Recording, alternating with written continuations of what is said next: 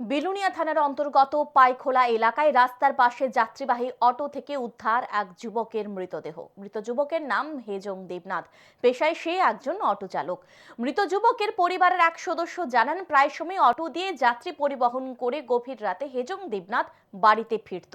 শুক্রবার রাতে হেজং দেবনাথ গভীর রাত পর্যন্ত বাড়িতে না ফেরায় পরিবারের লোকজন হেজং দেবনাথের মোবাইলে কল করে, কিন্তু হেজং দেবনাথ কল রিসিভ করেনি। এরই মধ্যে শনিবার পাইখোলা বালুটিলা এলাকায় হেজং দেবনাথকে পড়ে থাকতে দেখে স্থানীয়রা তাদেরকে খবর দেয়। তারা ঘটনাস্থলে এসে দেখতে পায় হেজং দেবনাথের মৃতদেহ নিজের অটোর মধ্যে পড়ে রয়েছে।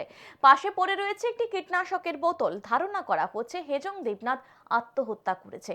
তবে পরিবারের লোকজনদের সন্দেহ, হেজং দেবনাথকে কেউ কীটনাশক খাইয়ে দিয়েছে।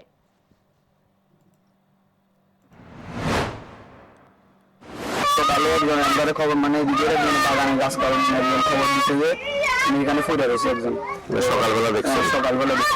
তারপরে আমরা বাড়ির খবর পাঠাইছি, তারপরে আমরা এসে এখানে এই কলা, তারপরে কয়েকজন পুরাতন বিষ দেখা যাচ্ছে। দেখা যাচ্ছে অনেক মনে হইতেছে আর কি।